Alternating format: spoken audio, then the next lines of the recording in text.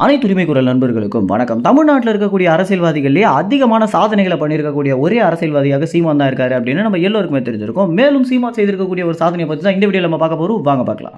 பொதுவாகவே நாம் தமிழ் கட்சி அப்படின்னாலே அது ஒரு புரட்சிகர கட்சி அப்படின்னும், தமிழ்நாட்டில் இருக்கக்கூடிய இளைஞர்களை அதிகமாக கவர்ந்து ஒரு இயக்கம் போல செயல்பட்டு வந்துட்டு இருக்கக்கூடிய அரசியல் கட்சி அப்படின்னு நம்ம அனைவருக்குமே தெரிஞ்சிருக்கும். இப்படி இருக்கும்போது ஆரம்பத்தில் சீமான் கட்சி ஆரம்பித்த புதுசில் சீமானுக்கு வந்த மிகப்பெரிய விமர்சனமே என்ன அப்படின்னா, இந்த கட்சியெல்லாம் ரொம்ப நாள் நிலைக்காது அப்படின்னும், எப்போ வேணாலும் இந்த கட்சியை கலைச்சிடுவாங்க அப்படின்னு ஏகப்பட்ட விமர்சனங்களை தாண்டி தான் தற்போது நாம் தமிழ் கட்சி பார்த்தீங்கன்னா இவ்வளோ பெரிய இடத்தை பிடிச்சிருக்காங்க. தற்போது மூன்றாவது பெரிய கட்சியாக நாம் தமிழ் கட்சி இருக்குது அப்படின்னு நம்ம அனைவருக்குமே தெரிஞ்ச ஒரு விஷயம் தான்.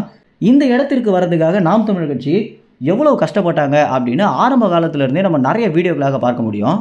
இப்படி கொஞ்சம் கொஞ்சமாக நாம் தமிழ் கட்சி செய்த புரட்சிகர காரியங்கள் தான் பார்த்தீங்கன்னா சீமான நிறைய சாதனைகளும் செய்ய வச்சிருக்கு. உதாரணத்திற்கு இந்த குடிவாரி கணக்கெடுப்பு அப்படின்ற ஒரு விஷயத்தில் தொடங்கி தமிழர்கள் மத்தியில் ஒரு நம்பிக்கை நட்சத்திரமாகவும், மாணவர்கள் மத்தியில் ஒரு மிகப்பெரிய படைத்தலைவனாகவும் மாணவர்கள் பார்த்துட்டு வந்துட்டு இருக்காங்க. உதாரணத்திற்கு ஒரு சினிமா துறையில் இருக்கக்கூடிய உச்சக்கட்ட நடிகருக்கு என்ன ஆரவாரம் மாணவர்கள் செலுத்துவாங்களோ அவை அனைத்தையுமே பார்த்தீங்கன்னா ஒரு அரசியல்வாதிக்கு தந்துட்டு இருக்காங்க அப்படின்றது தான் தமிழ்நாட்டில் இருக்கக்கூடிய பிற கட்சி தலைவர்களை ரொம்பவே கோபம் ஏற்றக்கூடிய விஷயமாகவே இருக்கு. ஏன்னா அவங்க என்னதான் கஷ்டப்பட்டாலுமே மாணவர்களை அந்த அளவுக்கு அவங்களால ஈர்க்க முடியல அப்படின்றது நிதர்சனமான உண்மையாக இருக்கு.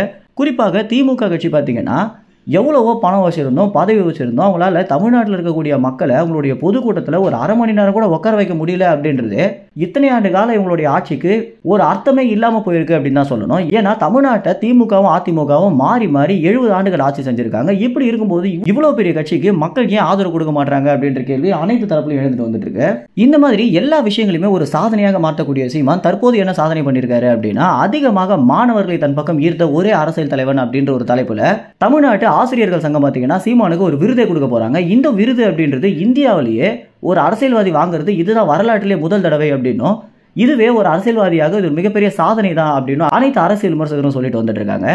ஆசிரியர்கள் சங்கம் இந்த முடிவு எடுத்ததற்கு பின்னணியில மாணவர்களுடைய அதிகபட்ச கோரிக்கை தான் நடந்திருக்கு அப்படின்னும், ஏன்னா கல்லூரிகளில் பார்த்தீங்கன்னா எந்த அரசியல் தலைவர்களுக்கு பிடிக்கும் அப்படின்னு ஒரு கருத்து கணிப்பை நடத்தி அதற்கு பிறகுதான் இந்த ஒரு விருதை சீமானுக்கே கொடுக்கலாம் அப்படின்னு முடிவு எடுத்திருக்காங்க. இது பார்த்தீங்கன்னா கிட்டத்தட்ட ஒரு உலக சாதனைக்கு நிகராக தான் பார்க்கப்படுது.